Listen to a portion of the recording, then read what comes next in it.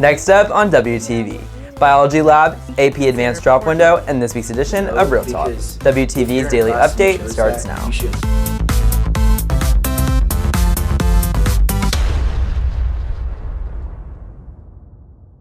Hey there, Red Hawk Nation. Today is Friday, December 8th, and I'm Joaquin Perez with today's daily update brought to you by Wingspan TV. One of the building blocks of life, DNA, carries genetic information, and now biology students are trying to decode what DNA is all about.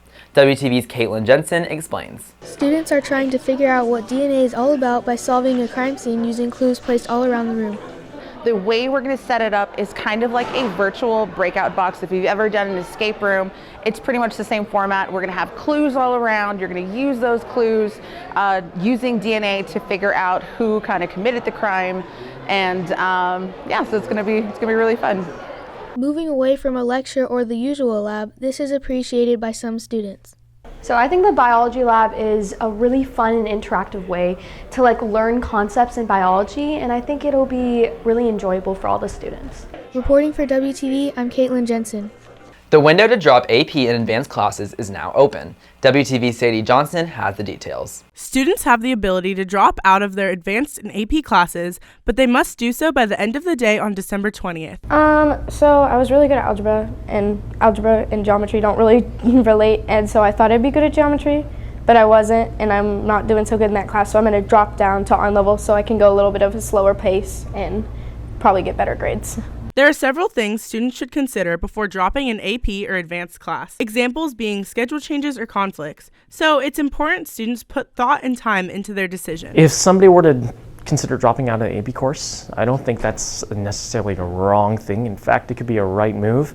But before dropping out, I would first definitely talk with your AP teacher, get their opinion on, well, where do they think? Because a lot of the times a student might feel like, oh, well, things are pretty iffy. But from the teacher's perspective and what they know, the student's actually doing pretty well. Any schedule changes from dropping an advanced or AP will go into effect after the break. Students are able to drop by submitting a form available on the counselor's webpage or by scanning this QR code. Reporting for WTV, I'm Sadie Johnson. On this week's edition of Real Talk, WTV's Natalia Soto asked students about their opinions on the AP and advanced drop window.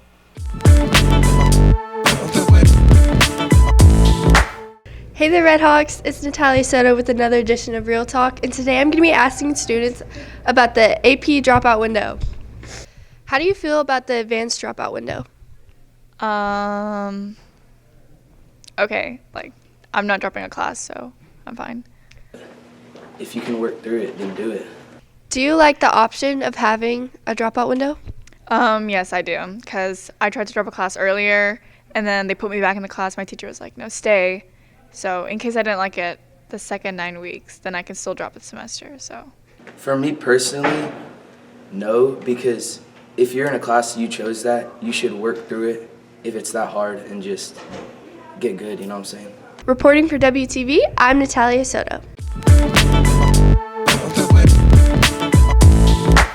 On today's sports, WTV's Ryan Shapiro gives you a preview of this weekend's sports. With the girls out in Utah competing in the Lehigh Utah Hoop Fest tonight, the boys team looks to bounce back at home against non-district opponent Plano Senior High. Tip-off will be at 7 p.m. at the Nest. Girls wrestling is currently competing in the Texas Women's Classic at Louisville High School and will continue the tournament into tomorrow. Boys wrestling will compete in Memorial High School's War Games tomorrow morning starting at 8 a.m.